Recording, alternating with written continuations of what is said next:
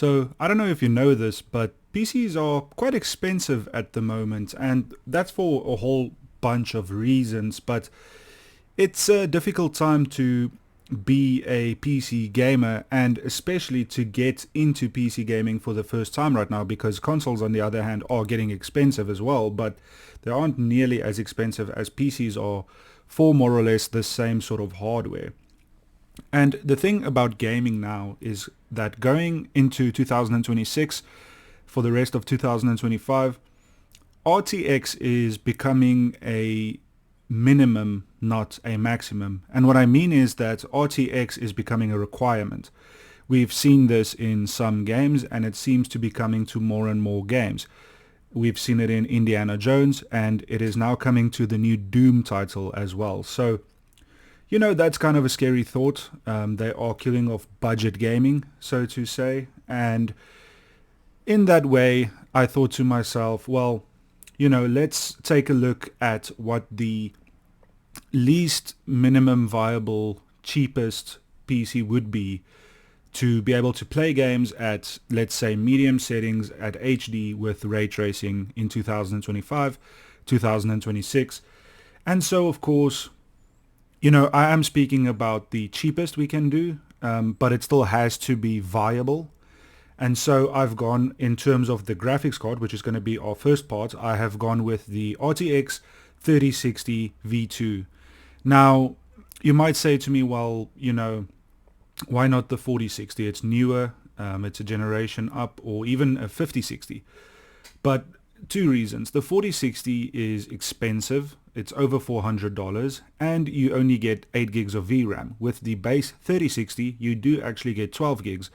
And while that doesn't necessarily advance our RTX capability, it is a big step in the right direction for what games are doing now in terms of how big the file sizes are becoming and how much memory, graphic memory these games are starting to use. So in my opinion, a 3060 is a better call. It's not going to have as good performance, but you'll be able to put the textures up, which makes games look better. And so that's why I would go with the 3060. But I mean, if you can find a 4060 for around $300, I would say go with that. So that's that's why I've selected this card. Now, this specific one, the Asus Dual Shroud, this is the cheapest one I could find, and it is of course an Amazon's Choice card, which means that a bunch of people bought it and rated it well. So it's a good graphics card. I've used this Shroud on a different graphics card before, so I know it's not too bad. And all in all, I mean, you're not going to be able to max out games even at 1080p, but you are going to be able to play anything at decent frame rates. And then moving on to the motherboard and CPU here, this is all about trying to find the best budget for minimum viable products. And so I've decided to go with a combo, which has a 5600X, which is a Ryzen 5 CPU, and it's of course from the 7th generation of Ryzen, which is not the newest, but it is DDR5. It is, the second newest generation. And this is a 6-core 12-thread CPU. It is unlocked, so if you want to, overclock, you can. I don't think normal gamers really bother with that. And in terms of, performance for gaming specifically, it's a very good CPU. It's basically the 3600 of our time now. So it's a good CPU. In terms of the motherboard, it's basic, but these prime boards are good for what they are. They're not the most expensive, but they work well. They're kind of basic but good. That's what Asus is good at with these entry-level boards. This one does have 4 DIMM slots, so you will be able to upgrade the RAM even more if you want to. Now, it does only have the 1 NVMe slot, so that's something to keep in mind. As I say that, I see another one, so it has 2 NVMe's, so you'll also be able to upgrade the storage down the line. And apart from that, the I/O is not amazing, but not bad. It has a decent amount of USBs. It comes with Wi-Fi, which is a big plus for this, because we don't have to buy a dedicated Wi-Fi, PCI card. And I've got this exact Wi-Fi dongle. It's kind of annoying to use, but it works quite well. And so yeah, this CPU and motherboard, it's like I said, minimum viable entry for new technology. Then moving on to another combo, the case and power supply. And in my opinion, this is quite a good, good combo to buy. I really like the way this case looks. I think it's very pretty looking. I like a smaller case. This is micro ATX, so it's the second smallest.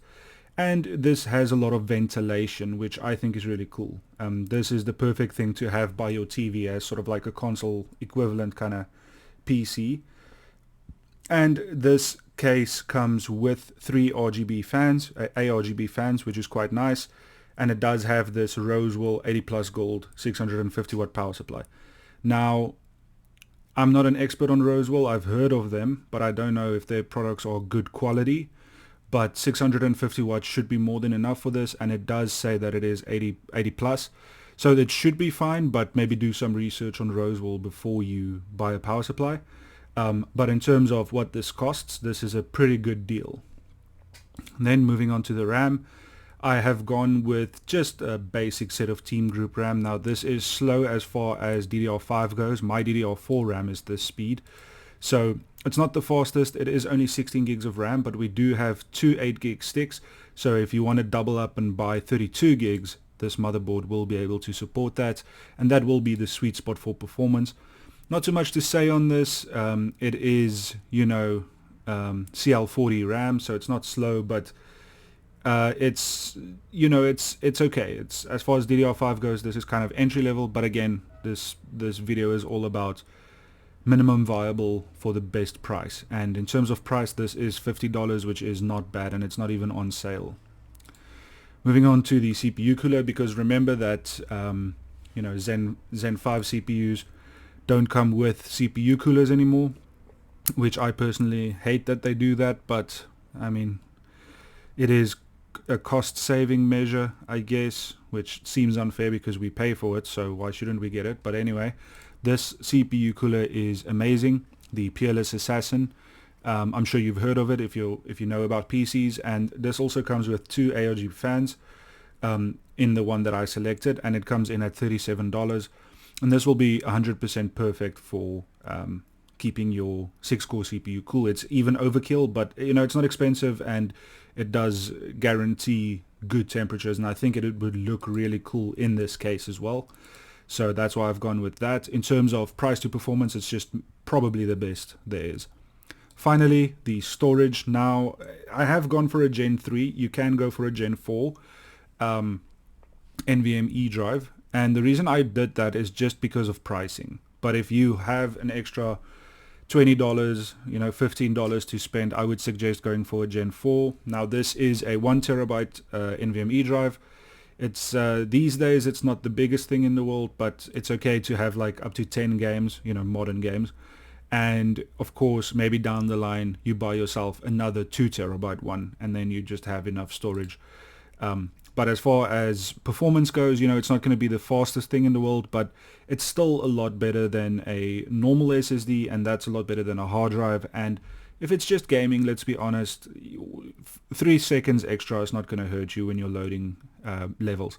So that's the PC. I think it's an interesting one. Now, you might say the graphics card is too old because it's a 3rd gen RTX card, and I can see the point, but I think the price combined with the fact that it has 12 gigs of VRAM makes it worth it in this case, because if you look at what a 4060 costs, if it's going to load, the 40, I don't see a price for it.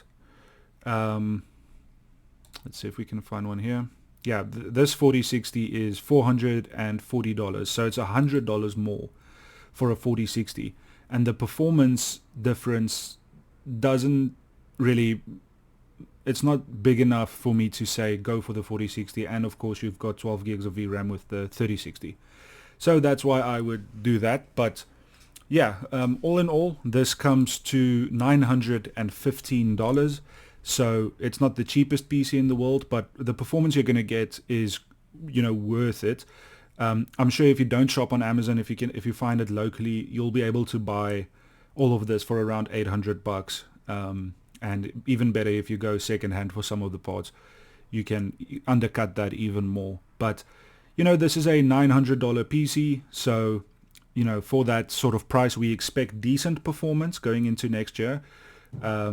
For this year and going into next year, because you want to be able to use this PC for a couple of years, even if it is just at medium settings. And so I'm going to see what this PC does on newer games, and we'll see if $900 is justified in terms of gaming for the next few months and years. So stay with me and let's see how this does. Okay, so thank you to whatever this channel is. This channel is called Shadow 7, and we use them quite a lot. Thank you to them for creating this video. And this is of course the 7600X with a RTX 3060 and with 16 gigs of RAM, and this is how it does. So at 1080p original settings, which I believe is like close to medium high settings, we are looking at an FPS of around 106 right now, with an average of 110. So that's that's very good performance. Now this is just normal, no ray tracing or anything, but you can bump that up to high probably and still game at 60 FPS, which, if you're being honest with a PC like this, that is going to be the test, is to get 60 FPS. We are looking at an older game now, GTA 5, and with GTA 6 on the horizon, you want to make sure your PC can play GTA 6. So with GTA 5, we are looking at 140 FPS at advanced settings,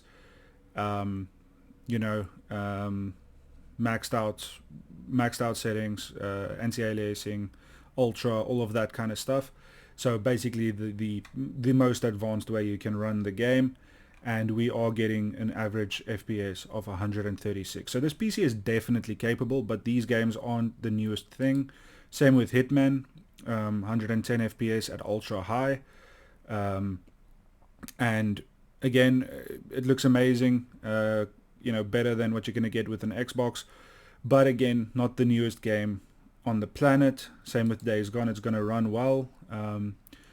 Average of 91 at 1080p, very high. So I mean, if the question is if you can play games that have released in the last 5 years or so, definitely, but that's not really what the question is. Let's see if we can find something a bit more modern. We'll do Spider-Man Remastered. It's also a little bit older now, but still a relatively demanding game. Looks really good. And we do get about 110 average on 1080p high. Red Dead Redemption 2, of course, is still quite a difficult game to run, with an average of 110 at 1080p low to medium, but with ultra textures. And that's what I was saying about this card, is in some games you're not going to be able to put the graphics on max, even though I think here you could. You just wouldn't get 100, you'd get like 60. But you still can put up those textures because of that 12 gig VRAM buffer.